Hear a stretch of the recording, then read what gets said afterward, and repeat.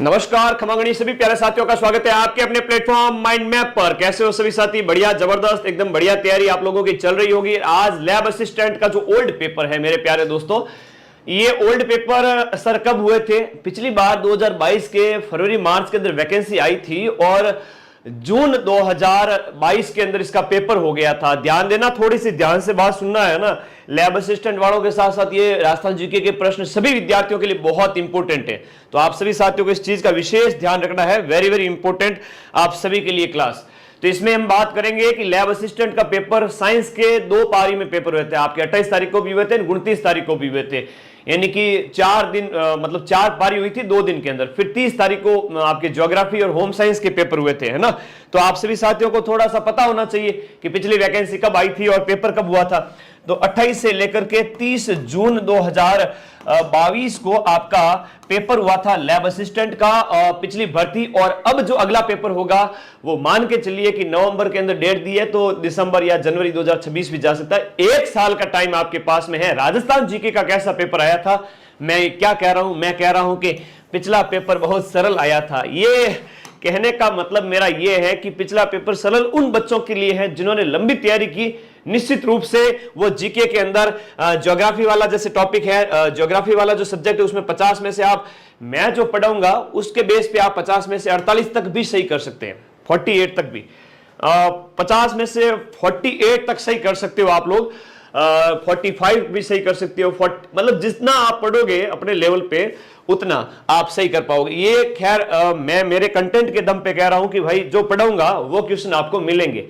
तो सरल उन बच्चों के लिए जो पूरा पढ़ेंगे, अगर नहीं पढ़ा तो फिर तो कठिन नहीं लगेंगे। हालांकि प्रश्नों का लेवल बड़ा अच्छा था। तो जीके में 90% से भी ज्यादा स्कोर कैसे करना है कि जीके के अंदर 45 से ज्यादा प्रश्न सही कर लो। सब्जेक्ट सभी का एक जैसा नहीं होता है, यहां अगर लीड ले लो तो सिलेक्शन आसान है। ठीक है ना मेरे भाई?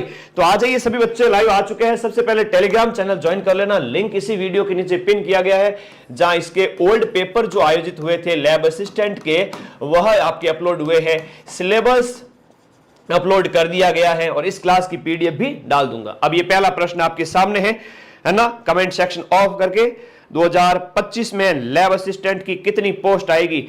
चिंता मत करो, पोस्ट अच्छी खासी पोस्ट आएगी और सिलेक्शन उस बच्चे का जरूर होगा जो पढ़ाई करेगा। तो कर दिखाने का मौका जब भी किस्मत देती है, गिनकर तैयारी के दिन तुझको मोहलत देती है, पर मांगती है तुझसे लागत हर बूंद पसीना, जान ले मुनाफा बदले में बहुत देती है। मेरे प्यारे भाई, ये आपका प्रश्न पिछली बार लैब असिस्टेंट ज्योग्राफी में जो 50 प्रश्न पूछे गए थे वो वाले प्रश्न मैं आप लोगों को करवाने जा रहा हूं। और ये साइंस, होम साइंस और ज्योग्राफी जीके का लेवल एक सा ही था। तो ये पेपर आपके सामने है और बच्चे पूछ रहे हैं कि लैब असिस्टेंट का बैच स्टार्ट हो गया क्या? सभी बैच स्टार्ट हो चुके हैं, होम साइंस, साइंस और ज्योग्राफी। सूचना दे दूंगा आगे। फिलहाल प्रश्नों को देखते हैं कि पिछली बार प्रश्न का लेवल कैसा आया था। और आप लोग अगले 1 साल में बढ़िया तैयारी करके लैब असिस्टेंट लग जाओ। स्कूल के अंदर लेबोरेटरी में बैठे बैठे बढ़िया काम करोगे और आगे की पढ़ाई भी अच्छी पोस्ट पे भी जा सकते हो। सुनहरा मौका है, चूकना नहीं है। प्रश्न पूछा गया है कि माही परियोजना। देखो बेटा, ज्योग्राफी और राजस्थान इतिहास, कला, संस्कृति से जो प्रश्न पूछे गए थे वो काफी शानदार लेवल के हैं। पूरा कंटेंट पढ़ने के बाद ये प्रश्न आप हल कर सकते हो, 50 में से 50 अटेम्प्ट कर सकते हो। ठीक है, ओके। आ जाइए सभी बच्चे। माही परियोजना से लाभान्वित होने वाला जिला यहां पर जिला कौन सा है? तो माही परियोजना से लाभान्वित होने वाला जिला कौन सा है? आप लोग कमेंट करो फटाफट। मैं देखना चाहता हूं कि आप लोग कितना, सबका कोर्स अलग है, बिल्कुल सबका अलग है, मैं सूचना दूंगा इसके अलग से। तो ये इससे लाभान्वित होने वाला जिला कौन सा है? वो बांसवाड़ा है। लेकिन इस माही परियोजना के संबंध में बात करें तो ये राजस्थान और गुजरात की परियोजना है। राजस्थान और गुजरात की संयुक्त परियोजना है। राजस्थान और गुजरात की संयुक्त परियोजना है जिसमें गुजरात की हिस्सेदारी है वो 55% है और राजस्थान की हिस्सेदारी कितनी है? 45% हो जाती है। और इसके अंदर याद रखिएगा, बिजली उत्पादन का कुछ काम है वह आपका 100% है, वो राजस्थान को ही प्राप्त होता है। इससे जो बिजली प्राप्त होती है ना, बिजली इससे जो प्राप्त होती है वो 100% किसको प्राप्त होती है? राजस्थान को ही प्राप्त होती है। यानी कि मोटा भाई जो गुजरात है वो कहता है कि मैं बड़ा भाई हूं, ठीक है, 55% हिस्सेदारी मेरी है इस परियोजना के अंदर, खर्च वगैरह के अंदर। तो गुजरात की हिस्सेदारी, राजस्थान के नीचे गुजरात है, तो माही परियोजना, आप लोगों को याद रखना, माही नदी राजस्थान को दो बराबर भागों दो बराबर भागे मतलब कर्क रेखा को 2 बार काटती है, वो वाली नदी। तो ये पहला प्रश्न, ठीक है। अगले प्रश्न की ओर बढ़े। ये लो, इतना शानदार प्रश्न पूछा गया। मैं इतना कह सकता हूं कि पूरा कोर्स पढ़ने के बाद में ये 50 में से 50 प्रश्न आप हल कर सकते हो डंके की चोट पे। अच्छी तैयारी करोगे, साल भर में लैब असिस्टेंट की पोस्ट आपकी होगी, आज से ही पढ़ना शुरू करो। अगला प्रश्न ज्योग्राफी से फिर से पूछा गया है कि निम्न में से कौन सी आपकी रबी की फसल नहीं है। यहां पर दिया गया है रबी की फसल कौन सी नहीं है, तो मैं यहां तुम लोगों को बता देता हूं कि रबी की फसल कौन सी होती है और खरीफ की फसल कौन सी है। अभी सीईटी का पेपर आयोजित हुआ था मेरे भाई, सीईटी के पेपर के अंदर रबी और खरीफ वाला प्रश्न बार बार पूछा जा रहा था, पशु वाले में भी बार बार पूछा जा रहा था, हर एग्जाम में ये प्रश्न बार बार आता है। तो रबी की फसलों के नाम लिखो, गेहूं, जौ, चना, सरसों। देखो लिखो, गेहूं, जौ, चना, सरसों, जो सर्दियों में बोई जाती है और गर्मियों में काटी जाती है। सूरजमुखी, ये क्या होगी आपकी रबी की फसलें हो जाती है, गेहूं, जौ, चना, सरसों। और सबको पता है बाजरा है वो सर्दियों में नहीं बोया जाता है, तो आंसर सबको पता चल गया। इतने सरल उस बच्चे के लिए है जिसने कंटेंट अच्छे से पढ़ रखा हो। फिर यहां पर हम बात करेंगे आपके, देखो खरीफ की फसलों के अंदर, तो ये मक्का, बाजरा, ज्वार, कपास। मक्का हो गया, बाजरा हो गया, ज्वार हो गया, कपास हो गया, मक्का, बाजरा, ज्वार, कपास, मूंगफली, सोयाबीन, गन्ना। मूंगफली बहुत इंपॉर्टेंट फसल, मूंगफली, गन्ना, सोयाबीन, मूंगफली, गन्ना, सोयाबीन, और इसके साथ साथ आपके कपास, ज्वार, बाजरा, मक्का, ये हो गया। अब इसमें ये फसल भी बार बार पूछी जाती है, जैसे मूंगफली कौन सी फसल है, कपास किस ऋतु में बोई जाती है। भाई सर्दियों में, गर्मियों में बोई जाए, सर्दियों में काटी जाए, वो आपके कौन सी है, गर्मियों में बोई जाए और सर्दियों में के टाइम से पहले काट ली जाए, ये खरीफ वाली होती है। तो ऐसे प्रश्न आप आराम से अटेम्प्ट कर सकते हो। हाँ जी मेरे प्यारे दोस्तों, ऐसे प्रश्न लैब असिस्टेंट 2025 में पूछे जाएंगे। अगला प्रश्न देखिएगा यहां पर, राष्ट्रीय सरसों अनुसंधान केंद्र। ये राजस्थान के जितने भी अनुसंधान केंद्र है उससे संबंधित प्रश्न बन रहे हैं। सरसों अनुसंधान केंद्र हो गया, राष्ट्रीय उष्ण अनुसंधान केंद्र हो गया, ऊन वाला हो गया, जगह जगह इतने अनुसंधान केंद्र, सीधे सीधे प्रश्न पूछे जाते हैं। सरसों अनुसंधान केंद्र शेवर भरतपुर के अंदर है, जिसकी स्थापना 1993 के अंदर भरतपुर के अंदर की गई थी। सरसों भरतपुर में बहुत ज्यादा होता है, वहां पर जाके देखो उसकी क्या है ना, तेल की जो तेल निकालने का काम वगैरह सरसों का बहुत ज्यादा होता है। तो ये प्रश्न भी आपके लिए सरल हो गया। देखो पशु गणना एक बहुत इंपॉर्टेंट टॉपिक है, पशु गणना और जनगणना वेरी वेरी इंपॉर्टेंट है। तो जो रिपोर्ट आती है या वन रिपोर्ट जो आती है वहां से सीधे सीधे प्रश्न बनते हैं।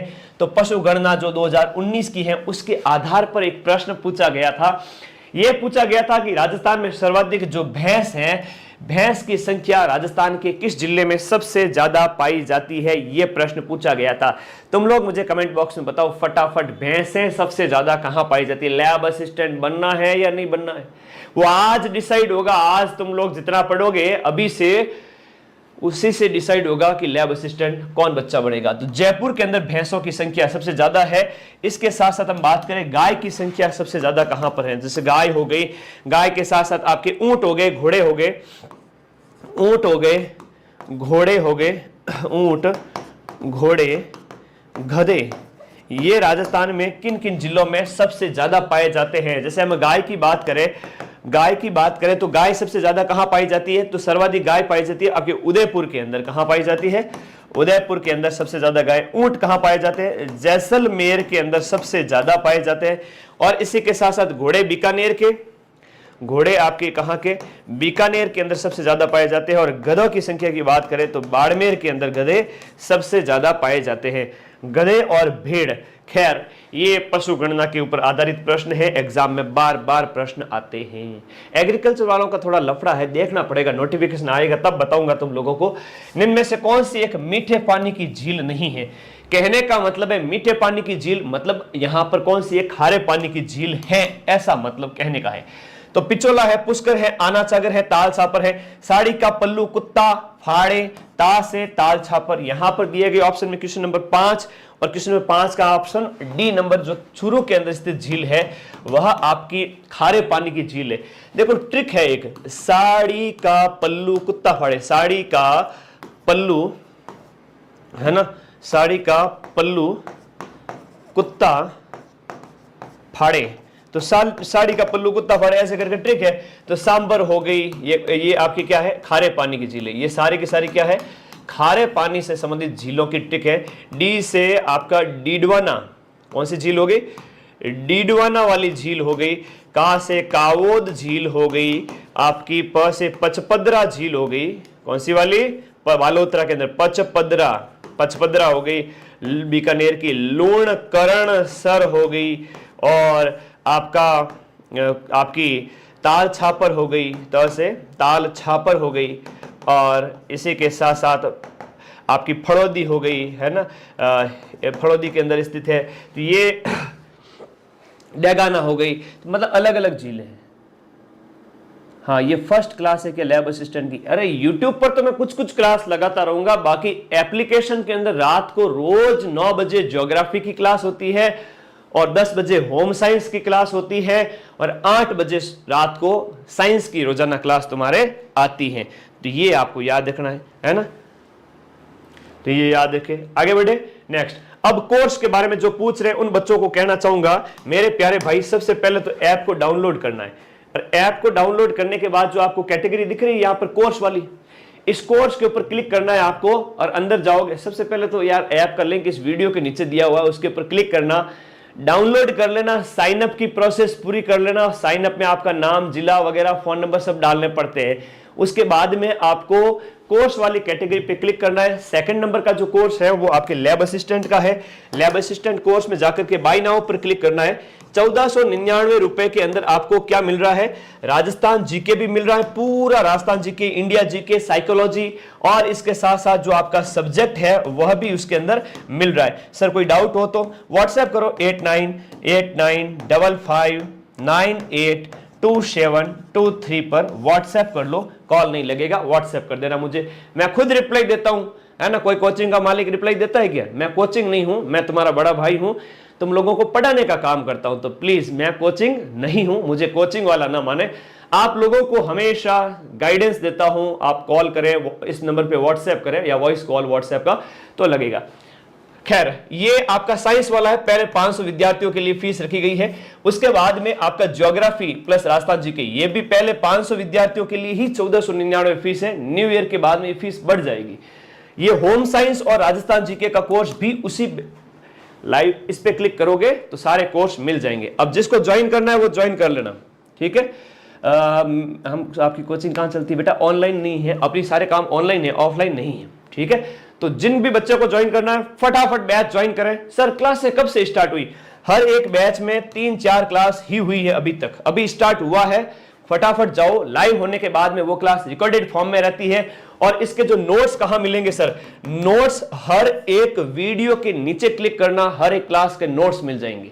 तो नोट्स को पढ़ो, रजिस्टर डालो, सब्जेक्ट का एक और एक जीके का 2 रजिस्टर डाल के अभी से पढ़ना शुरू करो। 1 साल बाद में सरकारी नौकरी आपके हाथ में होगी तो कह दो एग्जाम से कि मिट जाऊं तेरी धमक से, मैं वो साज नहीं, और छोड़ दूं डर के मैदान, मैं वो बाज नहीं। लिंक ऐप का मैं वीडियो के नीचे दे दूंगा, ज्वाइन कर लेना आज ही वीडियो कोर्स को। निम्नलिखित में से कौन से कृषि जलवायु प्रदेश बाजरा बोया जाता है? कृषि जलवायु प्रदेश में, ये बहुत इंपॉर्टेंट है, ज्योग्राफी का प्रश्न है।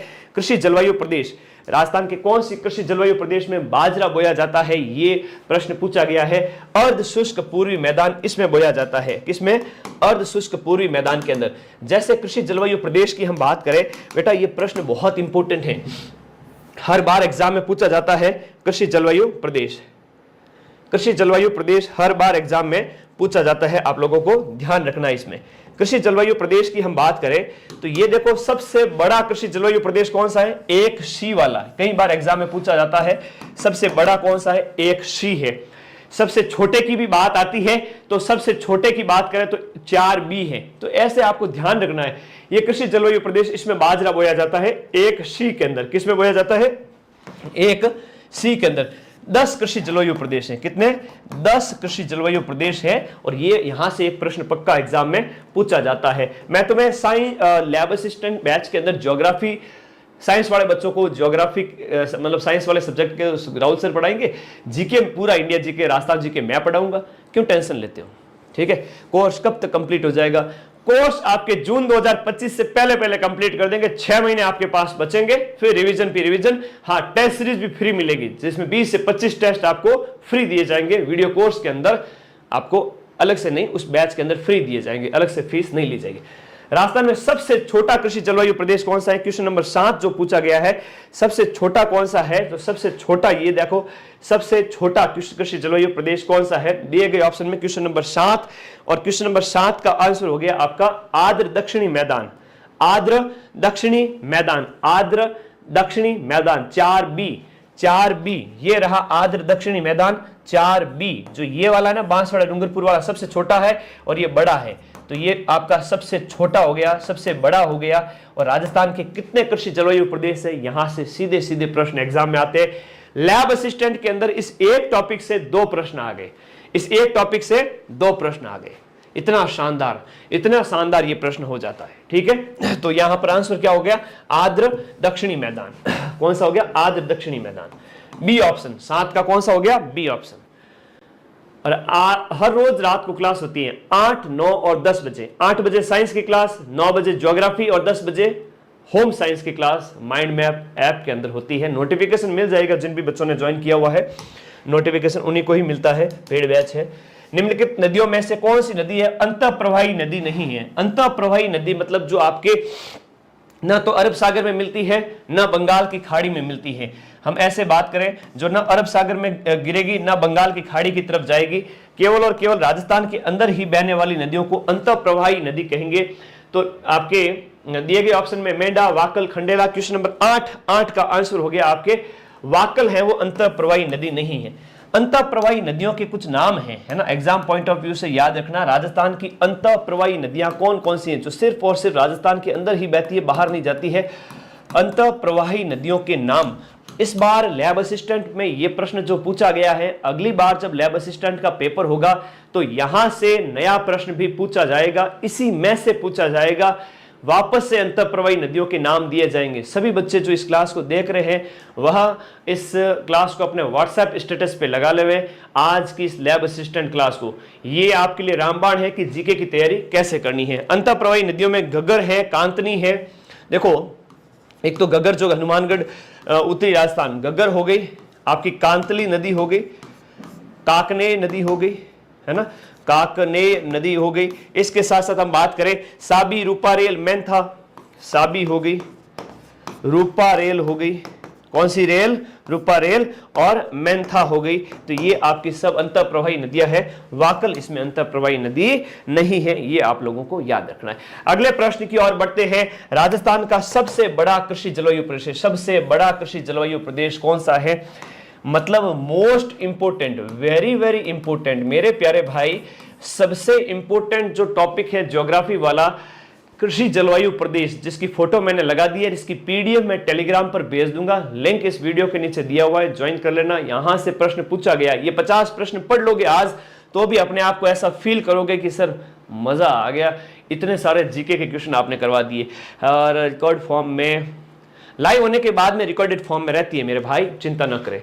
अब यहां पर सबसे बड़ा कृषि जलवायु प्रदेश कौन सा था, अभी हमने बात की थी। तो क्वेश्चन नंबर जो 9 है उसका आंसर हो गया बी, अति शुष्क सिंचित प्रदेश, जो जैसलमेर वाला, ये मैंने बात किया। एक सी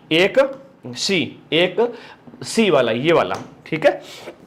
ओके, आगे बढ़ते हैं। नेक्स्ट, निम्न में से कौन सी नदी सांबर झील में नहीं सांबर झील के अंदर मिलती है? इंपॉर्टेंट है, अभी सीईटी वाले पेपर में आया था, पशु परिचर में भी पूछा गया, पिछले साल लैब असिस्टेंट में भी आया था। सांबर झील, हम इनकी बात करें तो ये जयपुर ग्रामीण के अंदर स्थित है। कहां पर स्थित है? जयपुर ग्रामीण। नए जिलों के हिसाब से आपको पढ़ाऊंगा, चिंता मत करो मेरे भाई। पूरे राजस्थान के अंदर लैब असिस्टेंट वाले जो बच्चे क्लास देख रहे हैं, तुम्हें कोई पर्सनली गाइडेंस नहीं देगा। एक बार तुमने कोर्स खरीद लिया, फिर भले ही तुम चिल्लाते रहना, कोई तुम्हारी नहीं सुनेगा।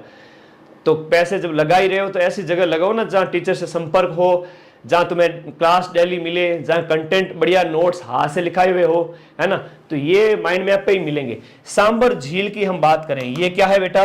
ये है गुरुजी सांबर झील। कौन सी वाली झील है? ये है सांबर झील। अब इस सांबर झील में 4 नदियां आकर के गिरती हैं। कितनी नदियां आके गिरती है? उत्तर से आपकी जो नदी आके गिरती है वह है आपकी कौन सी? खंडेला से हम बात करें, इनमें से कौन सी नदी सांबर झील में मिलती है? ये प्रश्न सरल है, जब आप बैच पढ़ोगे तब आपको सरल लगेगा, ठीक है। तो ये आपकी हो गई, पहले आपकी हम बात करें तो खंडेला हो गई, है ना, खंडेला से जो आपके मेंथा हो गई। इधर से हम बात करें तो एक आपकी कौन सी हो गई? जयपुर से मेंथा हो गई, सीकर से खंडेला हो गई। तो ये नदियां जो कांतली, ये वाली जो नदियां है आपके खंडेला से निकल के आती है, एक सीकर से, एक आपके मेंथा आती है, एक आपकी रूपनगढ़ आती है नीचे से, है ना। कौन सी नदी आती है? रूपनगढ़ बेटा, रूपनगढ़ नदी, रूपनगढ़ क्या, ये आपकी जो है, हाँ याद रखिएगा। और एक आती है खारी नागौर से। कौन सी आती है? खारी नदी आती है। तो ये नदियां 4 नदियां आकर गिरती है। मेंढा हो गई, कौन सी नदी मिलती है ये पूछा गया है, तो मेंढा है, ये हो गई मेंढा या मेंथा हो गई, ये राइट आंसर हो गया, मेंढा या मेंथा। तो क्वेश्चन नंबर 10 है वो यहां पर ऑप्शन नंबर डी हो गया, ठीक है, ओके। चलिए अगले प्रश्न की ओर बढ़ते हैं। निम्न में से कौन सी नदी जयपुर जिले से होकर के प्रवाहित होती है? जयपुर से प्रवाहित होने वाली नदियों में बाणगंगा नदी है। और सीधा सा प्रश्न है, कोई ज्यादा कठिन नहीं है। जब आप बैच में पढ़ोगे तो बाणगंगा उनकी सहायक, और बाणगंगा जो बेसिन जो है, बाणगंगा नदी का जो बेसिन है वह कहाँ बहती है, उसकी सहायक कौन सी है, इसके ऊपर बांध कौन से बने हुए, सब कुछ बात करेंगे। बाणगंगा नदी के उपनाम है वो एग्जाम में कई बार पूछ लिए जाते हैं। अर्जुन की गंगा किसे कहते हैं? इसी को ही अर्जुन की गंगा कहते हैं। याद करिएगा, इस नदी के उपनाम अर्जुन की गंगा, ताला नदी, रुंडित नदी, इसे कहते हैं आपकी अर्जुन की गंगा। अर्जुन ने बाण मार के इसको, है ना, बाण मारा, जमीन पे पानी निकाल दिया, इस तरह से अर्जुन की गंगा। इसे ताला नदी भी कहते हैं, है ना, ताला नदी भी कहते हैं। इसे रुंडित नदी भी कहते हैं, है ना, रुंडित नदी भी कहते हैं। ये सभी इसके नाम हैं। किसके हैं? बाणगंगा की, जो जयपुर में बहती है और बैराट की पहाड़ियों से निकलती है। बड़ा अच्छा प्रश्न है, बैराट की पहाड़ियों से निकलती है। बैराट की पहाड़ी, बैराट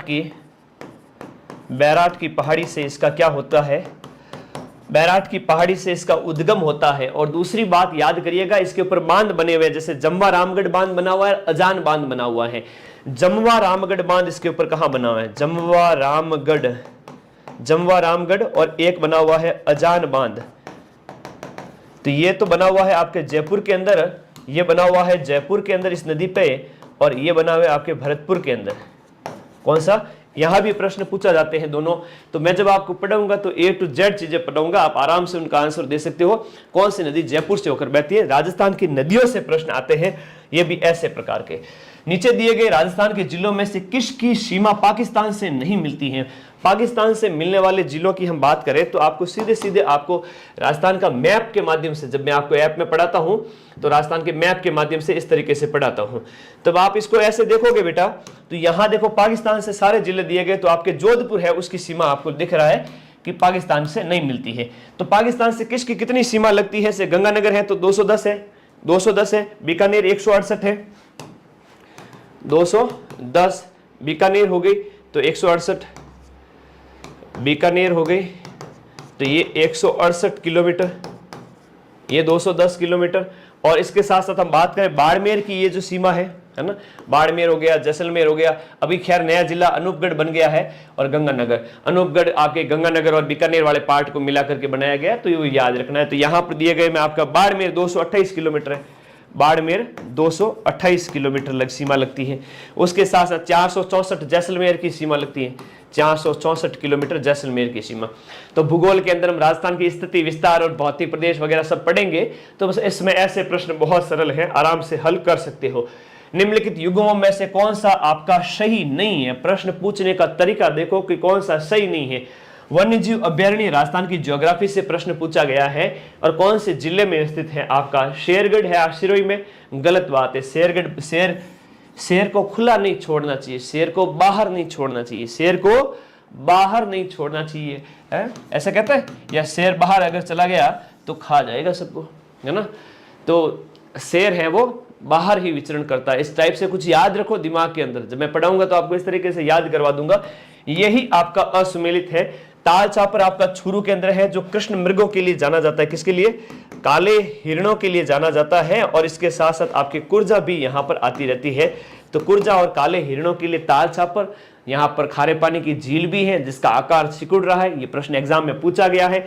राम सागर धौलपुर के अंदर है, वेरी इंपॉर्टेंट। और सजनगढ़ है आपका उदयपुर के अंदर है। यहां पर एक पहाड़ी है जिसका नाम है बासंधरा की पहाड़ी। कौन सी पहाड़ी है? बासंधरा पहाड़ी। ये प्रश्न भी एग्जाम के अंदर पूछा गया था कांस्टेबल वाले पेपर के अंदर कि बासंधरा की पहाड़ी कहां पर है? आपके सज्जनगढ़ उदयपुर। आगुचा गुलाबपुरा, आगुचा गुलाबपुरा जो खनन क्षेत्र है, ये निम्नलिखित में से कौन से जिले के अंदर है? क्वेश्चन नंबर आपका 14। आगुचा गुलाबपुरा जो है आपका सीसा जस्ता के खनिज के लिए फेमस है। किसके लिए? सीसा जस्ता के खनिज के लिए फेमस है, वेरी इंपॉर्टेंट है ये। सीसा जस्ता के, याद करो मेरे भाई, सीसा जस्ता की खनिज के लिए, सीसा जस्ता खनिज के लिए फेमस है। और आगुचा गुलाबपुरा जो खनन क्षेत्र है, राजस्थान की ज्योग्राफी में खान और खनिज, यहां से सीधे सीधे प्रश्न आ रहे हैं। आप लोगों को ऐसे प्रश्न तैयार करने, जब आप पढ़ो ना ज्योग्राफी या हिस्ट्री कल्चर, तो इन प्रश्नों को देख करके फिर तैयारी करना। अभी तो 4 पेपर और आयोजित हुए हैं, वो उस टाइम में वो भी मैं तुम लोगों को बताऊंगा, मेरे प्यारे सभी दोस्तों को, कि कैसे कैसे प्रश्न पूछे गए थे। हमेशा सिलेबस दिमाग में रखो, पिछले प्रश्न पत्र दिमाग में रखो और फिर तैयारी करो। सिलेक्शन डंके की चोट पे होगा। फिर वीडियो कोर्स के अंदर पढ़ो और नोट्स बनाओ कि ऐसे ऐसे प्रश्न सर आते हैं। सोमवार से शनिवार 6 क्लासें लूंगा। रविवार को तुम सबको, मेरी कसम है, रविवार को तुम सभी साथियों को जितना 6 दिन में पढ़ा है वो 6 क्लासें देखनी है वापस डबल स्पीड में, और नोट्स जो बना रखे उसका रिवीजन करना है। फिर मैं भी देखता हूं ये लैब असिस्टेंट है ना क्यों नहीं निकलता। हर बच्चे का निकलेगा, जो बढ़िया तैयारी करेगा, जो मेरी बात मानेगा, उसका तो निकलेगा। ठीक है मेरे भाई? सर सबसे हार्ड टॉपिक ये? अरे कोई हार्ड टॉपिक नहीं है, मैं पढ़ाऊंगा ना क्लास में, सब कुछ याद करूंगा, चिंता मत करो। अगला क्वेश्चन नंबर जो आपका 15 है, वो आपका देखो, राजस्थान के निम्न में से कौन सा जिला अदरक के उत्पादन के लिए प्रसिद्ध है? बहुत इंपॉर्टेंट है, इस प्रश्न का आंसर करो। दिए गए प्रश्न में से आपका राजस्थान का कौन सा जिला अदरक के लिए फेमस है? बताओ। अरे अदरक के लिए, अदरक जिसका उपयोग विद्युत के क्षेत्र में किया जाता है, खंड है ना। सारे बैच की वैलिडिटी कितने की है? अरे मेरे भाई, जब तक पेपर नहीं हो जाता, भले ही 2 साल में पेपर हो, 1.5 साल में पेपर हो, तब तक तो रहेगा ही रहेगा। 1 साल के अंदर अगर पेपर हो जाता है तो 1 साल की वैलिडिटी रहेगी। और वैसे तुम्हारा लैब असिस्टेंट का पेपर 1 साल के बाद में ही होगा, तो मैं तुम्हें वो वैलिडिटी एग्जाम तक दे रहा हूं, आराम से पढ़ो। कोई तुम्हारा कोर्स बंद नहीं करेगा। सीधा मुझे फोन मिलाना कि सर मेरे बंद हो गया, बंद होगा ही नहीं ना, हम ऑटोमेटिक वैलिडिटी बढ़ा देते हैं 1 साल के बाद में। ठीक है, टेंशन मत करो। हाँ, इस प्रश्न का आंसर है भीलवाड़ा हो जाएगा। क्या हो जाएगा? भीलवाड़ा इस प्रश्न का आंसर हो जाएगा। अरे मैं कोई व्यापार करने नहीं बैठा मेरे भाई, ये तुम ऐसी बात कभी मत सोचना। एक डॉक्टर होता है, ऐसा अच्छा डॉक्टर होता है ना, वो हमेशा यही कहता है, यार कोई व्यापार करने थोड़ी बैठा हूं। ठीक है, डॉक्टर की फीस होती है नॉमिनल, वाजिब दाम है, इतना सस्ता भी नहीं होता उसका पेशा और हमारा पैसा भी। तो एक नॉमिनल फीस होती है, तो वो देने के बाद में तुम ये मत सोचो कि सर हमारे साथ ये हो गया वो हो गया। डॉक्टर है, शिक्षक है, वो अच्छा काम करने के लिए बैठे होते।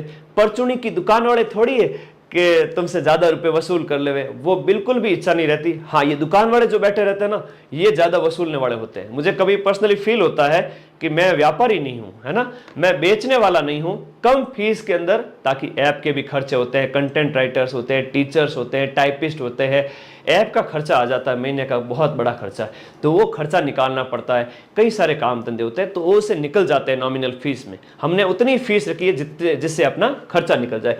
मैं चाहता तो ये मार्केट के अंदर जैसे 4000 में लैब असिस्टेंट का कोर्स मिल रहा है, 4000 के अंदर, अब उनसे ज्यादा प्रश्न मैं मिला के दिखाऊंगा। लैब असिस्टेंट का जब पेपर होगा, सब्जेक्ट के अंदर और जीके के अंदर 90% से भी ज्यादा हूबहू प्रश्न। अब जो महंगा कोर्स बेच रहे हैं, उनकी औकात नहीं है कि वो 90% के प्रूफ भी दे देवे, है ना। तो कहने का मतलब है कि हम, मतलब जब वो शिक्षा के लिए अच्छा काम कर रहा हूं मैं, तो मुझे ये फील आता है अंदर से कि बच्चों का भला हो रहा है, उससे अलावा कुछ नहीं चाहिए। ठीक है, वेरी गुड, शाबाश। हाँ जी, यहां ध्यान रखो, ऐसे 80% की कट ऑफ का टारगेट लेके चलना है। भीलवाड़ा राइट आंसर हो गया, अब्र का भीलवाड़ा हो गया। अगला देखो, निम्नलिखित में से कौन सी पर्वत चोटियां उनकी ऊंचाई के हिसाब से अवरोही क्रम में सही है? अरावली पर्वत श्रृंखला, राजस्थान का जो भौतिक प्रदेश से ये प्रश्न आया है, राजस्थान के भौतिक प्रदेश। और राजस्थान के भौतिक प्रदेश तुम लोगों को मैं कभी यूट्यूब पे शॉर्ट में बताऊंगा, बाकी ऐप के अंदर पूरा डिटेल में पढ़ा रहा हूं, चिंता ही मत करो। अभी भौतिक प्रदेश ही चल रहा है, राजस्थान का परिचय हो गया है, भौतिक प्रदेश चल रहा है। तो अरावली पर्वत श्रृंखला है जो राजस्थान के बीचों बीच निकलती है, उसकी जो है पहाड़ियां हैं आपको याद रखनी है, सबसे ऊंची चोटियां हैं वो याद रखनी। तो गुरु से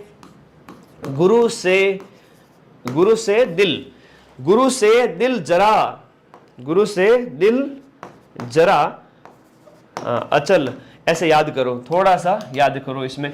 ये हो गया गुरु शिखर, सबसे ऊंची चोटी, अरावली की सबसे ऊंची चोटी गुरु शिखर हो गई, ये शेर हो गई, ये आपका दिलवाड़ा हो गया, ये आपका जरगा हो गया, जरगा पर्वत हो गया, ये आपकी अचलगढ़ चोटी हो गई। कौन सी हो गई? अचलगढ़। अब तुम लोग खुद ही बताना, जब मैं ऐसे ट्रिक के माध्यम से पढ़ूंगा तो तुम आराम से याद होगा, है ना। जितने भी साथी जुड़े हुए हैं क्लास को लाइक कर देवे। मजा आ रहा है ना सभी को? 50 क्वेश्चन सही हो रहे हैं, नंबर आ जाएंगे। सीईटी में 50 क्वेश्चन से तो मामला बैठेगा नहीं, सीईटी में ज्यादा नंबर कैटेगरी पे डिपेंड करता है। वैसे 20 दिन में रिजल्ट आ जाएगा सीईटी ग्रेजुएशन का। गुरु शिखर की बात करें तो आपके 1722 मीटर है, 1722 मीटर हो गया। शेर की बात करें तो शेर आपकी सिरोही के अंदर है, 1597 मीटर है, और ये सिरोही के अंदर है, ये छोटी पर्वत की छोटी। और देलवाड़ा की बात करें तो देलवाड़ा आपका 1442 है, दिलवाड़ा है आपका 1442, ये भी सिरोही के अंदर है। जरगा पर्वत उदयपुर के अंदर है, और जरगा पर्वत की जो ऊंचाई हो जाती है वो आपका 1431 मीटर हो जाती है, 1431 मीटर हो जाती है, और ये उदयपुर के अंदर है। अचलगढ़ है तो वो सिरोही के अंदर हो गया। अचलगढ़ की जो ऊंचाई है वो कितनी है? 1380 मीटर है, 1380 मीटर। अब ये कैसे याद करेंगे वो ऐप के अंदर मेरे ऊपर छोड़ दो, कैसे पढ़ाना। दिन रात काम करता हूँ, रोज 9 घंटे क्लास लेता हूँ, 9-10 घंटे क्लास लेता हूँ, हर क्लास के लिए आधे घंटे पढ़ के जाता हूँ क्लास के अंदर, 15-15 घंटे स्टूडियो में बैठा रहता हूँ। यूं नहीं कि दूसरा काम धंधा करूँ, साइड में कोर्स भी बेच लेते हैं, नहीं भाई, काम ही एक ही है, बच्चों को पढ़ाना। तो पूरे जिंदगी उनको ही समर्पित है, ऐसा नहीं कि इधर उधर का कोई काम। तो यहाँ पर सबसे ऊंची चोटी बताओ कौन सी है? जैसे हम बात करें अवरोही क्रम पूछा गया, अवरोही क्रम मतलब घटते हुए क्रम में, इसका मतलब हुआ घटता क्रम, ऊंचे से नीचे की ओर जाओ। तो शेर आएगा सबसे पहले, कौन सा आएगा? शेर आएगा, क्योंकि इसके बाद शेर ही आएगा। तो इस क्वेश्चन का आंसर नंबर क्या हो गया? बी हो गया, सबसे पहले बी आएगा, शेर। शेर के बाद में दिलवाड़ा, दिलवाड़ा के बाद में जरगा जी, जरगा के बाद में अचलगढ़। ये आराम से प्रश्न हल कर सकते हो। जब राजस्थान के भौतिक प्रदेश पढ़ाऊंगा, सारी छोटियां करूंगा, तब तुम आराम से कर सकते हो। ओके ओके अक्षिता, ओके नमस्कार अशोक, ओके नमस्ते सभी बच्चों का स्वागत है बेटा। इधर देखिएगा, निम्न में से कौन सी नदी का अपना संपूर्ण प्रवाह राजस्थान में ही सीमित है? राजस्थान के अंदर ही सीमित कौन सी नदी का प्रवाह सीमित है? चंबल है तो राजस्थान से बाहर है, लूणी है तो वो आपकी अरब सागर की तरफ जाएगी, माही है तो भी ये बाहर है। तो राजस्थान के अंदर केवल और केवल बनास का मैदान, मतलब बनास का जो बेसिन है वो है, बनास बेसिन हो गया। क्वेश्चन नंबर 17 का आंसर बनास हो गया। ये खमनौर राजसमंद से निकलती है। कहां से निकलती है? खमनौर की पहाड़ियां हैं, और ये खमनौर की पहाड़ियां कहां पर है? राजसमंद के अंदर। ये मैप के माध्यम से पढ़ूंगा तब आपको सब कुछ याद हो जाएगा। ये यहां से इसका क्या होता है? उद्भव होता है, यानी यहां से ये निकलती है। उसके बाद में बात करें तो ये नदी आपके सवाई माधोपुर में, रामेश्वरम सवाई माधोपुर के अंदर, आपके सवाई माधोपुर के अंदर चंबल में मिल जाती है, चंबल में मिल जाती है। तो कहने का मतलब है सिर्फ राजस्थान में ही बहती है, उसके बाद मिल जाती है आगे। नेक्स्ट, रावत भाटा जो आणविक ऊर्जा संयंत्र है वो राजस्थान के कौन से जिले में स्थित है? भारत का दूसरा जो परमाणु संयंत्र की हम बात करें तो 1975 में कनाडा के सहयोग से स्थापित हुआ था, चित्तौड़गढ़ के अंदर स्थित है। 1975 के अंदर कनाडा के सहयोग से स्थापित हुआ था, कनाडा के सहयोग से। अब ये प्रश्न एग्जाम में इस बार लैब असिस्टेंट में तुमसे पूछा जाएगा कि बताओ ये किसके सहयोग से रावत भाटा की स्थापना हुई थी इस परमाणु संयंत्र की? तो भारत का दूसरा परमाणु विद्युत ग्रह है, और सीधा सीधा प्रश्न यहां से पूछ लिया जाएगा अगले वाले लैब असिस्टेंट पेपर के अंदर। नया प्रश्न नहीं बना कि मतलब 5 से 10 प्रश्न रिपीट हो जाएंगे ज्योग्राफी, साइंस और होम साइंस के जीके के प्रश्नों में से, तो वो मैं सभी सॉल्व करा दूंगा।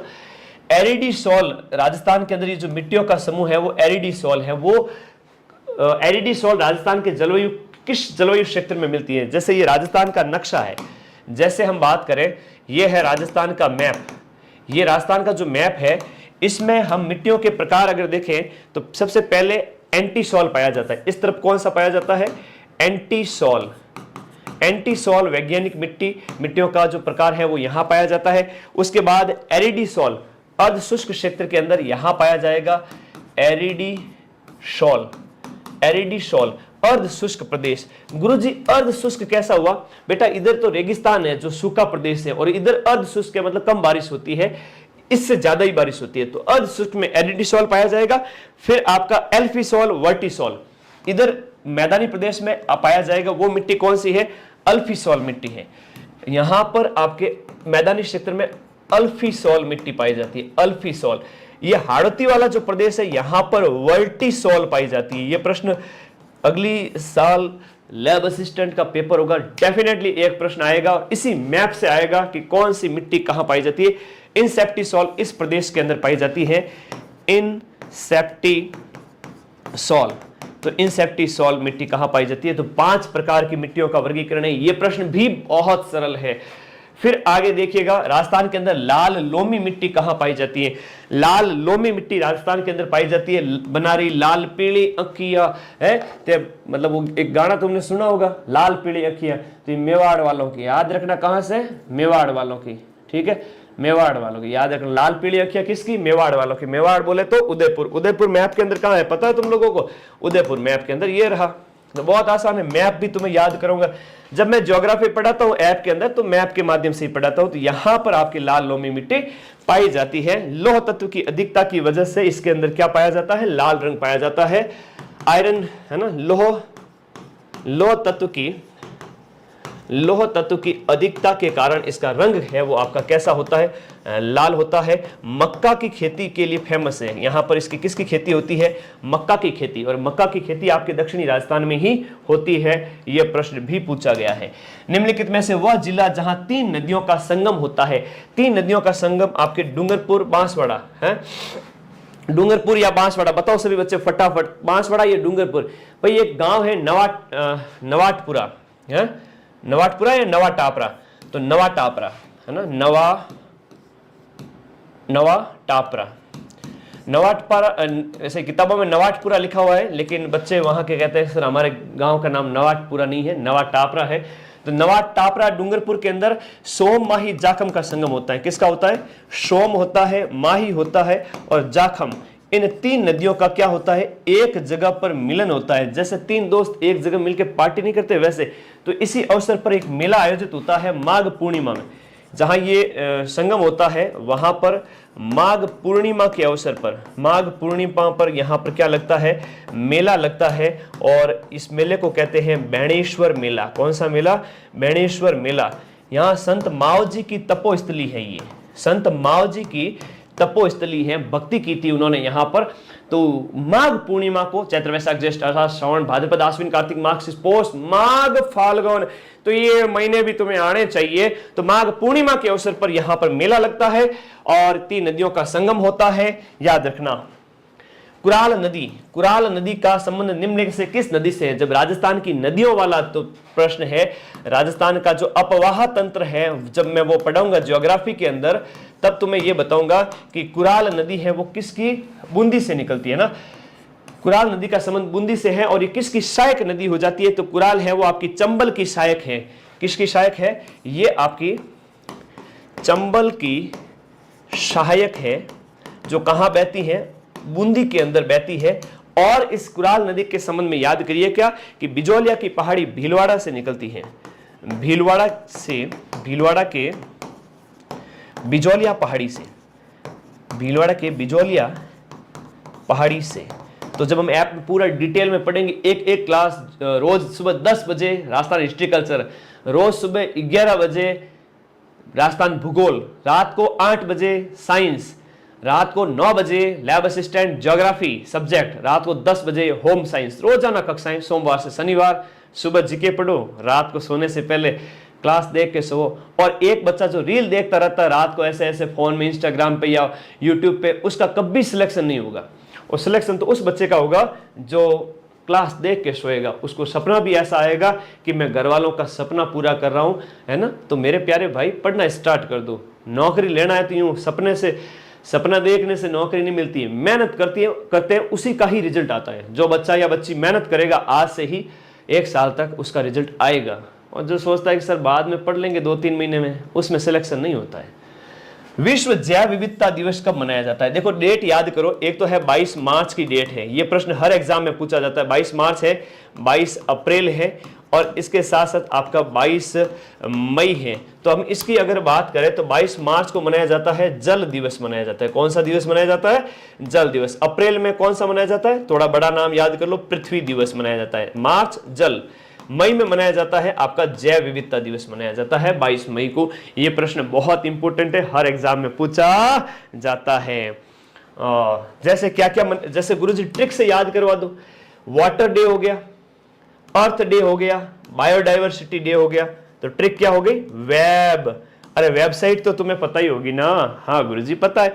तो मार्च अप्रैल और मई के अंदर, मार्च अप्रैल और मई, हाँ मार्च अप्रैल और मई को कौन सा मनाया जाता है? मार्च अप्रैल और मई को मनाया जाता है वाटर डे, अर्थ डे और बायोडाइवर्सिटी डे। ऐसा याद करोगे ना, सही जगह पढ़ना पड़ेगा। यूं नहीं मार्केट में 3-3 हजार 4-4 हजार फीस दिए लैब असिस्टेंट, वहां से पढ़ेंगे और वहां से तुम्हें कोई पूछने वाला ही नहीं मिलेगा। भले ही फीस ज्यादा देख दिया आ जाना, यहाँ पर आधे से भी कम फीस रखी गई है, जीके पूरा, सब्जेक्ट पूरा। तो तुम सोचो कि तुम्हें कहाँ पढ़ना है, ठीक है, ये डिसाइड करना तुम्हारा अधिकार है। प्रोजेक्ट टाइगर है वो कब शुरू हुआ था? राजस्थान की ज्योग्राफी में वन्य जीव जंतु वगैरह जब हम पढ़ते हैं तो प्रोजेक्ट टाइगर की हम बात करें, ये 1973 के अंदर शुरू हुआ था प्रोजेक्ट टाइगर। इसके साथ साथ कुछ इंपॉर्टेंट चीज बताता हूं। हाथी संरक्षण के लिए कब शुरू हुआ था प्रोजेक्ट? हाथियों के लिए 1992 के अंदर प्रोजेक्ट स्टार्ट किया गया था। इसके साथ साथ वन्य जीव संरक्षण अधिनियम मगरमच्छ के लिए 1975, मगरमच्छ के लिए 1975 हो गया।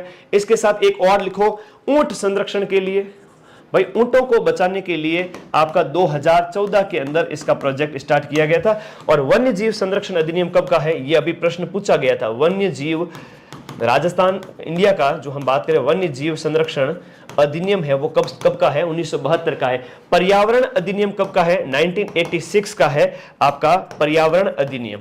ऐसे प्रश्न अगली बार लैब असिस्टेंट एग्जाम में पूछे जाएंगे। पर्यावरण अधिनियम कब का है? 1986 का है। हाँ ये बहुत इंपॉर्टेंट है, ऐसे प्रश्न तो पूछे जाते हैं। आगे बढ़े। राजस्थान के अंदर जो स्वर्णिम चतुर्भुज है निम्न में से कौन से शहर से निकलता है? राजस्थान के अंदर स्वर्णिम चतुर्भुज है कौन से शहर से निकलता है? जैसे हम बात करें जयपुर, अजमेर, उदयपुर, जयपुर, अजमेर और उदयपुर, अजमेर और जयपुर, उदयपुर, अजमेर और जयपुर, इन 3 से निकलता है राजस्थान के अंदर। स्वर्णिम चतुर्भुज आपके दिल्ली, मुंबई, चेन्नई और कोलकाता, इंडिया के 4 बड़े शहरों को, है ना, इनको मिलाता है। तो ये हो गया आपकी मुंबई, ये हो गया आपका दिल्ली, ये हो गया आपका कोलकाता और ये हो गया आपका चेन्नई। तो दिल्ली, मुंबई, चेन्नई, कोलकाता, इनको मिलाता है। याद रखिएगा 13 राज्यों से होकर गुजरता है। कितने स्टेट से होकर गुजरता है? 13 राज्यों से होकर गुजरता है। तो राजस्थान के अंदर ये 3 जिले आप लोगों को याद रखने। ये भी जब हम परिवहन पढ़ेंगे ज्योग्राफी के अंदर, तब तुम्हें ये प्रश्न भी नहीं छूटेगा, आराम से अटेम्प्ट कर सकते हो। ठीक है मेरे भाई, सुझाव दीजिए सर मुझे, मैं तैयारी करना चाहता हूं। बेटा व्हाट्सएप कर देना 8955982723, तुम्हारा भाई तुम्हें रिप्लाई करेगा। और किसी को ज्यादा डाउट हो तो संडे को शाम को 4 बजे से लेके शाम को 8 बजे तक मुझे कॉल कर सकते हो। मैं सभी बच्चों से बात करता हूं संडे को। आप बाकी दिन तो व्हाट्सएप तुम्हारे आ जाते हैं। मैं रोज 10-10 घंटे क्लास लेता हूं, 5 घंटे उनकी प्रिपरेशन में लगते हैं, 15-15 घंटे मैं खुद बिजी रहता हूं। तो जब भी मैं सुबह, शाम, दोपहर, रात में जब भी मुझे टाइम मिलता है मैं बच्चों के रिप्लाई छोड़ देता हूं। तुम्हारे मतलब सैकड़ों मैसेज आए होते हैं रोजाना, 500, 700, कभी 1000। तो उनमें से 100-200 को मतलब 100 में से सुबह 100-150 दोपहर को, फिर शाम को, ऐसे रिप्लाई करता रहता हूँ। संडे को तुम मुझे शाम को आराम से कॉल कर सकते हो, बात कर सकते हो। मैं सभी बच्चों को समय भी दूंगा संडे के दिन, और बाकी दिन तुम्हें मैसेज के माध्यम से रिप्लाई कर दूंगा। अब देखो, राजा अजमल जी किस लोक देवता के पापा थे? हाँ, माता मैणा दे अजमल जी और पिताजी, और नेतलरा भरतार, रानी नेतल, माता मैणा दे, पिता कौन है? अजमल जी। तो रामदेव जी के पिताजी का नाम क्या था? अजमल जी था। और तंवर वंशी राजपूत थे। क्या थे? तंवर राजपूत। यह प्रश्न भी पूछा जाता है। रिखिया होते हैं तो मेघवाल जाति के इनके भक्त होते हैं। नेजा होती है तो बाबा की क्या होती है? ध्वज होता है बाबा का, उन्हें कहते हैं। पगलिया क्या होता है? बाबा का जो पगलिया जो है वो होते हैं बाबा के जो है पैरों के निशानी जो होती है, प्रतीक जो होता है इनका, वो पगलिया होता है। और भी बहुत सारे हैं, जैसे इन्होंने एक पंथ चलाया था, कामड़िया पंथ चलाया था। ये प्रश्न भी एग्जाम में पूछा जाता है, कामड़िया पंथ किसने चलाया? और कामड़िया पंथ के लोग क्या करते हैं? 13 ताली डांस करते हैं कामड़िया पंथ की महिलाएं। ये प्रश्न भी बहुत इंपॉर्टेंट है। अगला देखो, राजसमंद जिले में स्थित जो आपका मोलेला गांव है, ये मोलेला गांव किसके लिए जाना जाता है? ये मिट्टी की मूर्तियों के लिए जाना जाता है। इस मिट्टी की मूर्तियों को टेराकोटा कहते हैं। क्या कहते हैं मेरे भाई? टेराकोटा कहते हैं। यह भी तुम लोगों को याद रखना है। राजसमंद जिले का जो मोलेला गांव है वो मिट्टी की मूर्तियों के लिए जाना जाता है। आपको टेराकोटा कला है आपकी, ये आपको याद रखना है। इसको क्या कहेंगे? टेराकोटा कला कहेंगे। वेरी वेरी इंपॉर्टेंट है। कास्ट कला है तो बस्सी चित्तौड़ की फेमस है। ये कहाँ की फेमस है? ये मेरे भाई बस्सी की फेमस है। और बस्सी कहाँ पर? एक तो जयपुर में भी है, एक चित्तौड़ में भी है। ये याद रखना बहुत इंपॉर्टेंट है। राजस्थान की हस्तकला जो टॉपिक है, राजस्थान की जो आपकी हस्तकलाएं हैं, कला संस्कृति के अंदर जब हम पढ़ते हैं तो ये आराम से हल हो जाता है प्रश्न। जयपुर चित्रकला शैली की विशेष प्रगति किस शासक के समय में हुई? जयपुर के समय हम बात करें तो जो राजा प्रताप सिंह का जो समय था वो चित्रकला का गोल्डन टाइम था। राजा प्रताप सिंह का समय चित्रकला का क्या था? स्वर्ण काल था, स्वर्ण काल। अब नए नए बच्चे होंगे जिन्होंने राजस्थान की कला संस्कृति कभी नहीं पढ़ी होगी, तो उन्हें बताना चाहूंगा कि कला संस्कृति के अंदर एक टॉपिक पढ़ते हैं हम जिसका नाम है चित्रकला। और चित्रकला के अंदर मेवाड़ है, आपका मारवाड़ है, डुंडाड़ है, हाड़ौती शैली, 4 प्रमुख शैलियां हैं। उनके चित्रकार और चित्रों के बारे में पढ़ते हैं। किस राजा के समय इसका विकास हुआ? तो जयपुर शैली का विकास किसके समय हुआ? इनके समय हुआ, जयपुर प्रताप सिंह के समय। साहिब राम है, रामदास है, लालचंद है, शालिग्राम है ना। साहिब राम बहुत इंपॉर्टेंट चित्रकार है। शालिग्राम है, शालिग्राम है, रामदास है। ये सभी प्रमुख क्या है? इस चित्रकला शैली के प्रमुख चित्रकार हैं। एक आपका नाम है साहिब राम की बात करें तो आदम कद चित्र बनाया था ईश्वरी सिंह का। आदम कद चित्र, ईश्वरी सिंह खड़ा हो गया, यूं खड़ा होकर तलवार लेकर बोले मेरा एक चित्र बना दे भाई। तो साहिब राम ने उसका आदम कद पोर्ट्रेट चित्र बनाया था। तो ये बहुत इंपॉर्टेंट है। प्रताप सिंह वही है जिसने हवा महल का निर्माण करवाया था मेरे दोस्तों, तो आपके 1799 के अंदर। तो ये बहुत इंपॉर्टेंट प्रश्न है। पेपर जब पूरा डीप में पढ़ोगे सब्जेक्ट को, जीके को, तो ये प्रश्न आराम से हल कर लोगे। अभी भी मैं कह सकता हूं कि तुम्हारे 30 में से 30 सही होंगे जब पूरा पढ़ोगे। अभी और प्रश्नों का लेवल आएगा तब बताओ। सर आपके फोन नंबर क्या? अरुण बेटा 8955982723। मेरे लाखों बच्चों के पास मेरे नंबर है। मेरे कोई दोस्त नहीं है, कोई मित्र मित्री नहीं है, घर वालों से मेरी बात होती है कोई 15-15 दिन में, है ना। मैं सिर्फ बच्चों से ही बात करता रहता हूं। मतलब मेरी जिंदगी में स्टूडेंट्स के अलावा कोई है ही नहीं। मेरी जिंदगी स्टूडेंट्स को ही समर्पित है। मतलब सुबह से लेकर के सुबह आपके 6 बजे से लेकर रात के 12 बजे तक मेरी लाइफ में सिर्फ पढ़ाई पढ़ाई पढ़ाई और बच्चे, इसके अलावा कुछ भी नहीं है। कुछ भी नहीं है मेरी जिंदगी में सिवाय मेरे स्टूडेंट्स के, है ना। तुम आओगे तो ये पाओगे कि मदन सर सारे दिन यही काम करते थे। यही काम है मेरा, ठीक है। जीवन का उद्देश्य यही है। हाड़ौती सेवा संघ, हाड़ौती सेवा संघ का संस्थापक कौन था? राजस्थान का जो आधुनिक राजस्थान का इतिहास पढ़ेंगे तब ये टॉपिक बहुत आसान है। आधुनिक राजस्थान का इतिहास। अब यूं नहीं कि मैं थोड़ा सामाजिक आदमी हूं कि सब पार्टी वार्टी करने चला जाऊं, कहीं दोस्तों से मिलने जाऊं, कभी जिंदगी में नहीं जाता, ठीक है। कोई बाहर नहीं जाता, है ना। मेरी स्कूटी बाहर खड़ी है, तुम्हें पता है। मेरे पास कोई कार वार नहीं, सिर्फ स्कूटी लेके तो इधर उधर जाता रहता हूँ स्कूटी के माध्यम से। तो मेरा वाहन क्या है? स्कूटी। तो कहीं जाता ही नहीं हूँ। शादी कब करोगे आप? हाँ, तो मुझे खड्डे में गिराना चाहता है इमरान, खड्डे में गिराना, गुरुजी को धक्का देके खड्डे में गिरा दो। अरे बेटा शादी हो गई तो तुम्हारी जो मैडम आएगी वो मुझे पढ़ाने नहीं देगी, फिर 12-12 घंटे क्लास लेने नहीं देगी कि आप 12-12 घंटे क्लास मत लो, आप बीमार हो जाओगे। तो रमकुड़ी जमकुड़ी आती है तो चिंता करती है पति की। तो तुम चाहते हो कि तुम्हारे गुरुजी 12-12 घंटे क्लास लेना छोड़ देवे, तुम्हें भूल जाए और तुम्हारे और हमारे बीच में कोई और आ जावे, ऐसा तुम चाहते हो क्या? नहीं चाहते हो तो फिर मुझे बार बार इस चीज़ के लिए फोर्स मत करो बेटा, ठीक है? पढ़ाई वढ़ाई कर लो, हाँ शादी करवा दें अभी तुम्हारी। हाड़ौती सेवा संघ का संस्थापक कौन था? आधुनिक राजस्थान इतिहास में जब आप पढ़ते हो हाड़ौती सेवा संघ की स्थापना, आपके क्वेश्चन नंबर 29 का आंसर हो गया आपके कौन हो गया? आपके नैनूराम जी शर्मा हो गए। 1934 के अंदर 1934 के अंदर इसकी स्थापना नैनूराम जी शर्मा की दी गई थी। कोटा प्रजामंडल ये भी आपका नैनूराम अबिन हरि के द्वारा, अबिन हरि और नैनूराम के द्वारा 1939 के अंदर कोटा प्रजामंडल स्थापित किया गया था। क्या है? कोटा प्रजामंडल की स्थापना की गई थी। मैंने उन अपने मित्रों को देखा है मैंने अपने उन मित्रों को देखा है जो टीचर भी है, उनकी वाइफ उन्हें क्लास नहीं लेने देती 12-12 घंटे, है ना? बीमार पड़ जाओगे, बच्चे तुम्हारे किस काम आएंगे, है ना? तो नहीं लेने देती भाई, है मैं 12-12 घंटे 50 पिछले 2 महीने के अंदर 3-4 क्लास ले चुका हूँ। मेरे घर वालों तक को नहीं पता चलता, होने के बाद बोलता हूँ तो मेरी मम्मी अचंभा करती है, अरे डाकी तूने इतनी बड़ी क्लास कैसे ले ली है, तुझे कुछ हो गया तो मैंने कहा अब तो वो क्लास हो गई कि मुझे फ़ोन चलाना नहीं आता, बाकी मुझे सब पता चल जाए, है ना? स्मार्टफोन मेरी मम्मी को चलाना नहीं आता है, तो वरना उनको पता चल जाए, नोटिफिकेशन चला जाए कि बेटा क्लास ले रहा है, तो उनको आता ही नहीं, पता ही नहीं, तो उन्हें कौन बताए?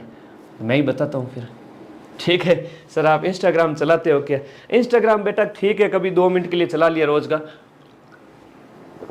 इंस्टाग्राम तो क्या ही चलाऊँ।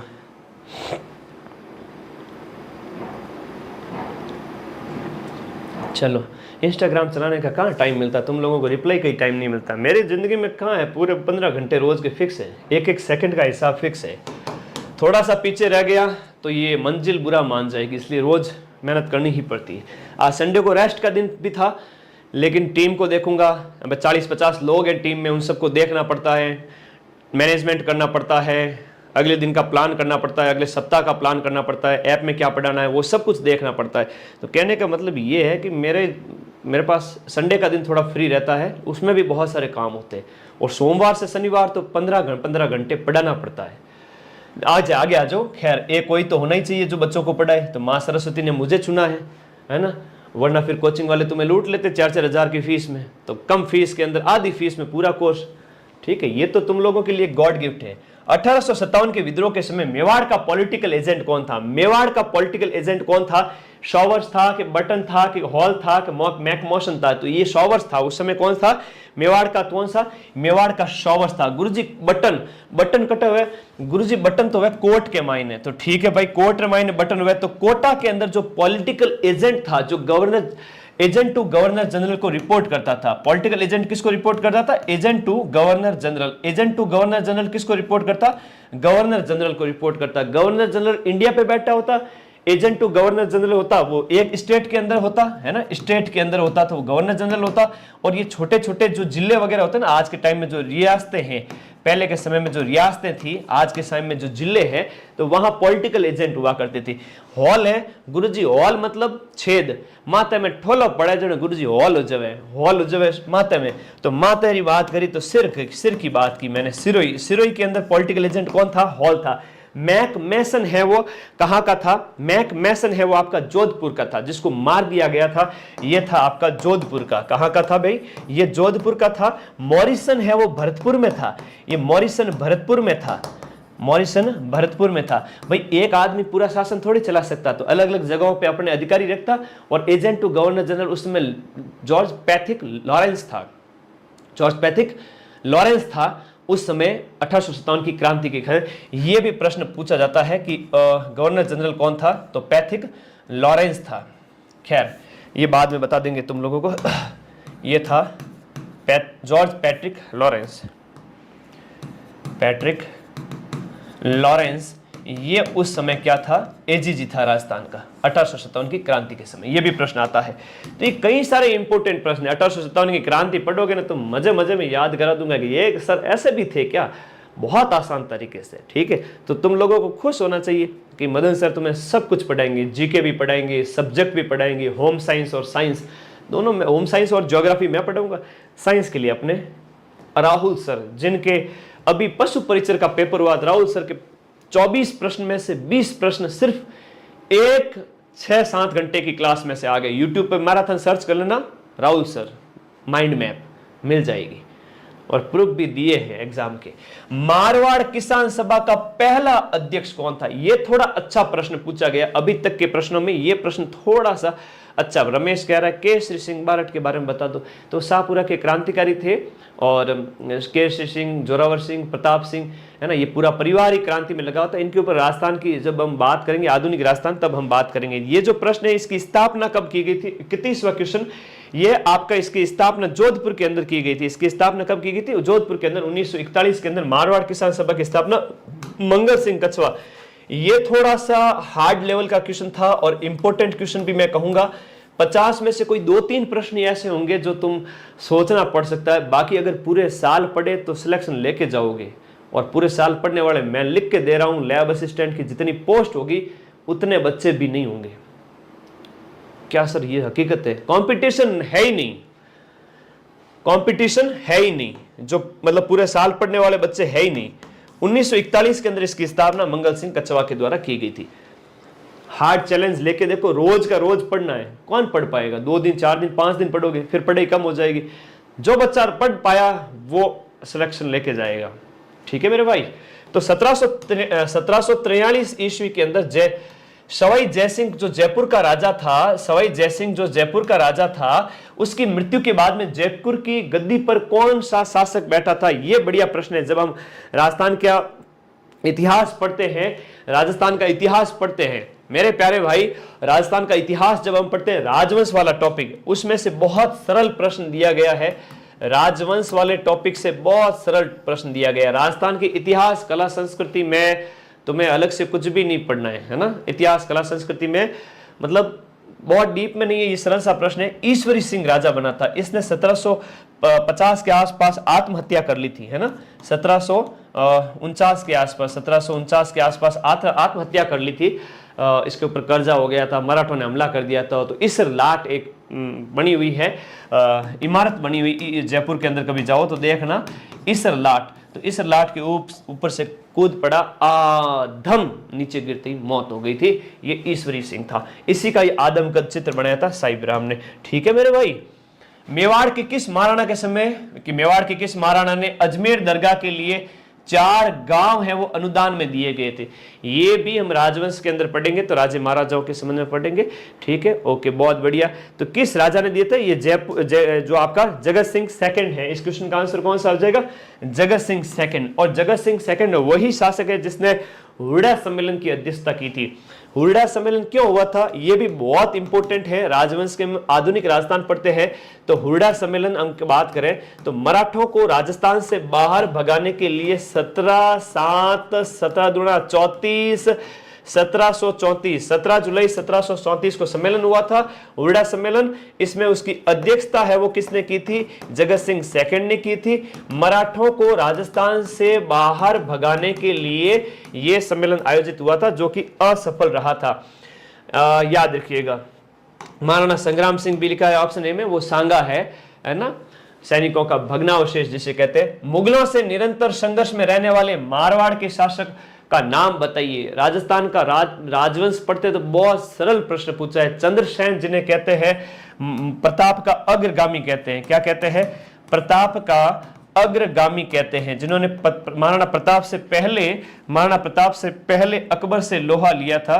तो प्रताप का अग्रगामी इनको बोलेंगे। मारवाड़ का भूला बिसरा शासक इनको बोलेंगे। मारवाड़ का भूला बिसरा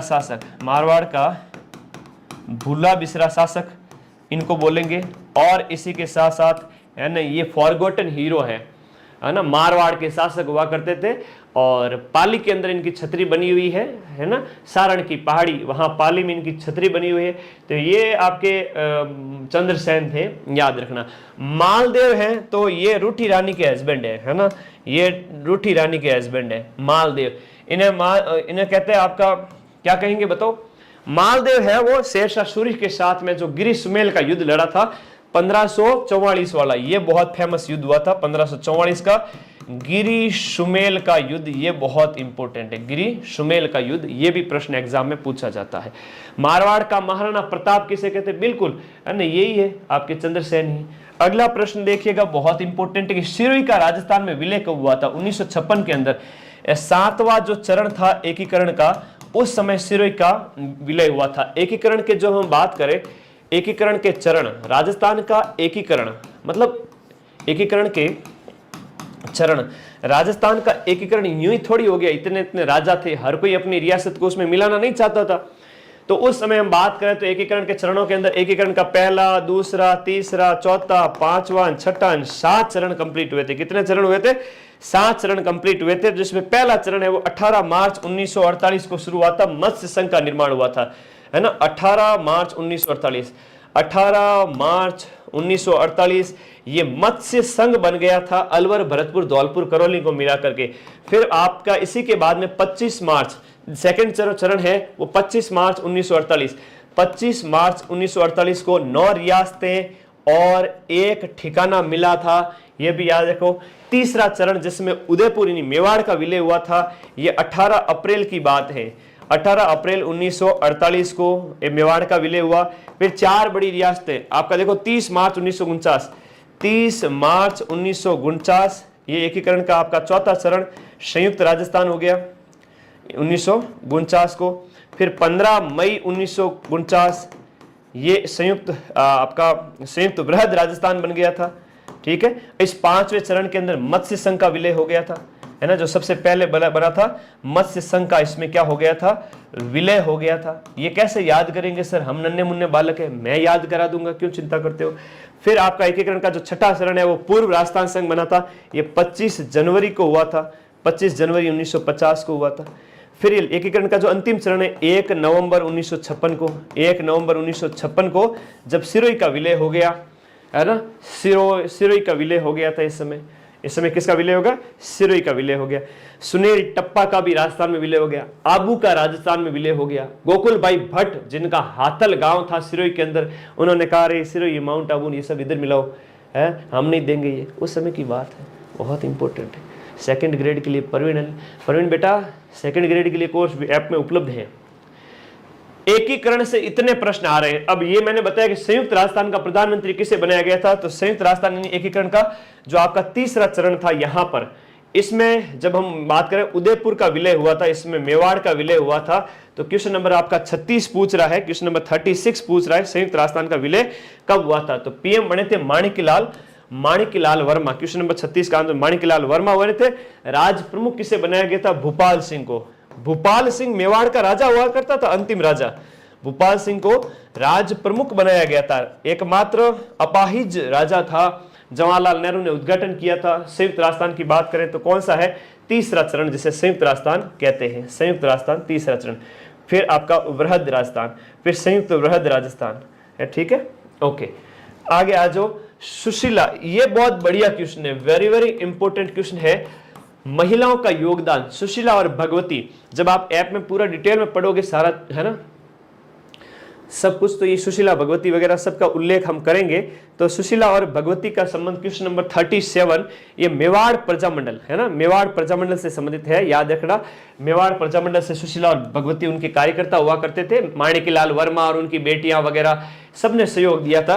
तो ये बात करें यहाँ पर, मेवाड़ प्रजामंडल की स्थापना 1938 के अंदर हुई थी, है ना, 1938 के अंदर प्रजामंडल की स्थापना हुई थी, है ना।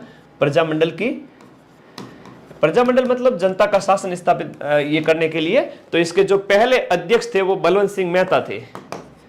बलवंत सिंह मेहता ये इसके फर्स्ट अध्यक्ष हुआ करते थे, ठीक है। और ये प्रश्न आता है, ये कार्यकर्ताएं उससे संबंधित महिला कार्यकर्ताएं थी। सीताबाड़ी आदिवासियों का जो मेला है, ये आदिवासियों का मेला, सीताबाड़ी मेला कौन से जिले में लगता है? आदिवासियों का ये जो मेला है सीताबाड़ी मेला, ये कहाँ लगता है? सीता जी को वनवास दे दिया गया था तो राज्य से बाहर भेज दिया गया था। बाहर से 12 याद करना। सीताबाड़ी मेला माना के अंदर आयोजित होता है। ज्येष्ठ अमावस्या को यह जो मेला लगता है, कब? ज्येष्ठ अमावस्या के अवसर पर आपका ये मेला लगता है और ये सीताबाड़ी मेला आप लोगों को याद रखना है। और सीता माता अभ्यारण्य की बात करें तो वो प्रतापगढ़ का है, उड़न गिलहरी के लिए जाना जाता है। वो कई सारे प्रश्न है, राजस्थान जी के पूरा पढ़ेंगे। सचियाई माता का मंदिर जो सूर्य मंदिर और हरिहर मंदिर वगैरह ये राजस्थान के ओसिया कस्बे में स्थित है। ओसिया जोधपुर ग्रामीण में है, ये वर्तमान में है आपके जोधपुर ग्रामीण के अंदर स्थित है। जोधपुर ग्रामीण में ओसिया में सचियाई माता मंदिर है और ये सूर्य मंदिर है। राजस्थान का भुवनेश्वर इसी ओसिया को कहेंगे। ओसिया का उपनाम मिलता है हमें राजस्थान का भुवनेश्वर, क्योंकि यहाँ पर सूर्य मंदिर है। राजस्थान का भुवनेश्वर, और भुवनेश्वर वैसे ओडिशा के अंदर स्थित है।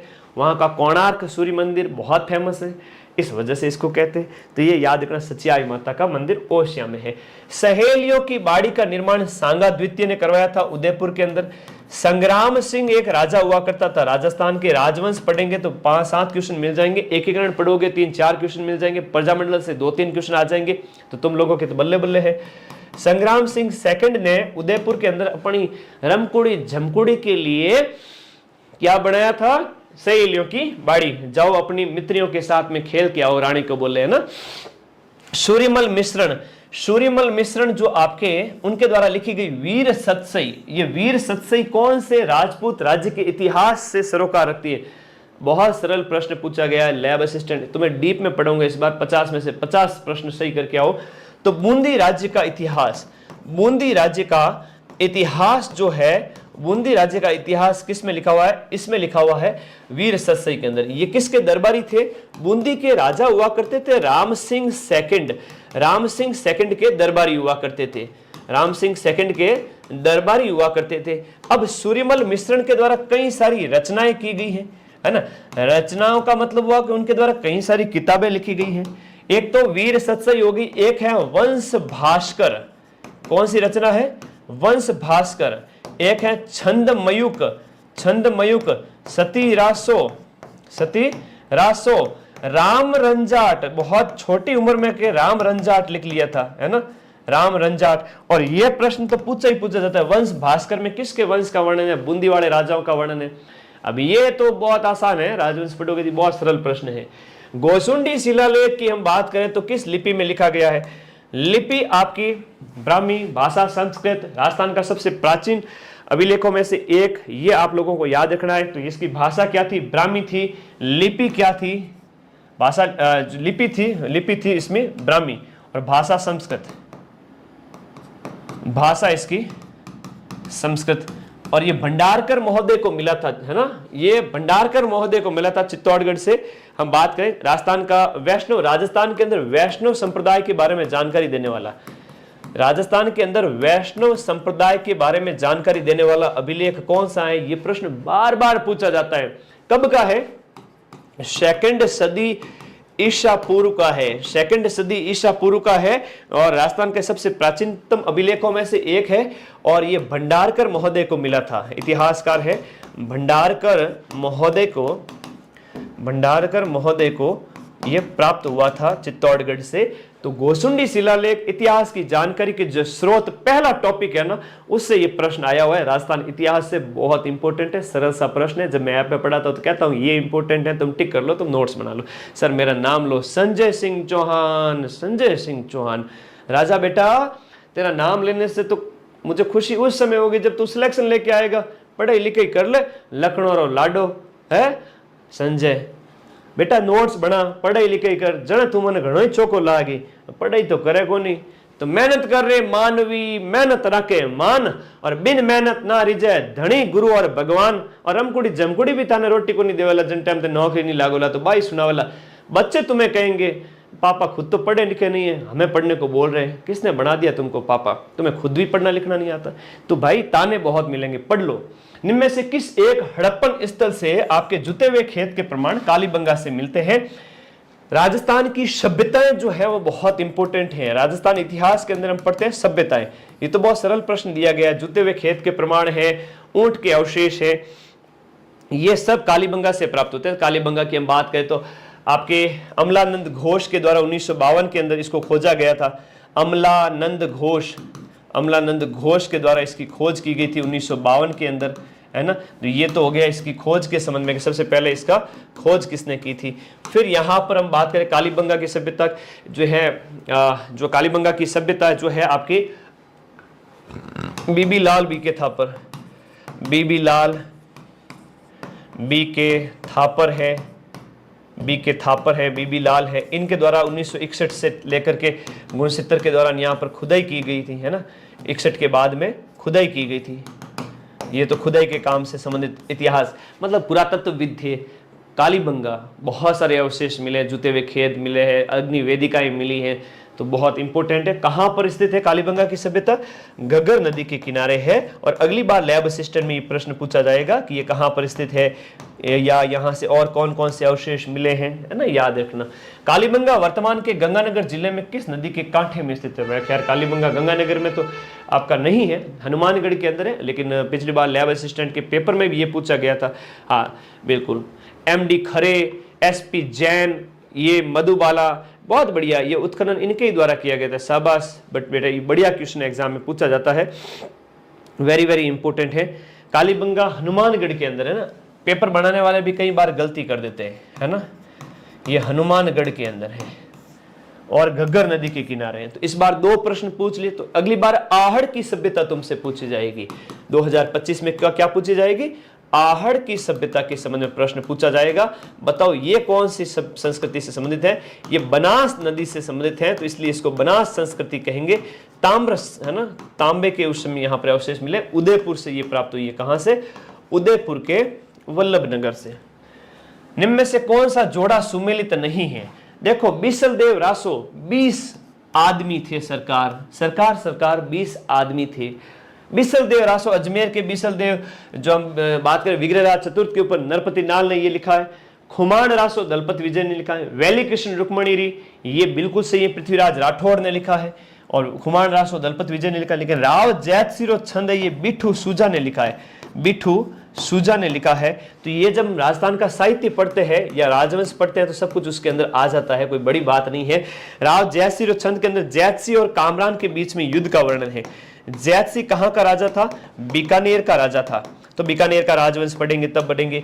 तो जैतसी वर्सेस कामरान,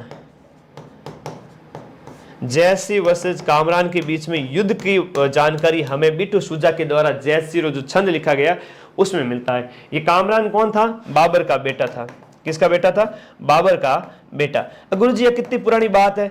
ये बात है बेटा आज से 1530 के बाद की बात है।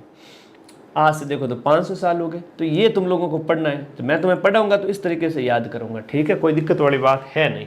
राजस्थान के अंदर जो चंद्रभागा मेला है वो अक्टूबर नवंबर में कहाँ आयोजित होता है? चंद्रभागा मेला है हाड़ौती का सुरंगा मेला जिन्हें कहते हैं, झालरापाटन झालावाड़ के अंदर। ये भी बहुत सरल प्रश्न है, पूरा पढ़ना पड़ेगा, शर्त ये है पूरा पढ़ोगे तो ही पेपर सरल लगेगा। हाड़ौती का सुरंगा मेला इसको बोलते हैं। क्या बोलते हैं? हाड़ौती का सुरंगा मेला। ओके, हाड़ौती का सुरंगा मेला कौन सा है? ये आपका हाड़ौती का सुरंगा मेला हो गया। ये आपको याद रखना है, वेरी वेरी इंपॉर्टेंट है। झालरापाटन के अंदर किस मेले में पत्थरमार होली है? तो त्योहार और जो आपके मेले और त्योहार है राजस्थान के, वहां से प्रश्न आ रहे हैं। मेले और त्योहार, ये कला संस्कृति वाला टॉपिक हो जाता है। मेले एवं त्योहार, राजस्थान की कला संस्कृति।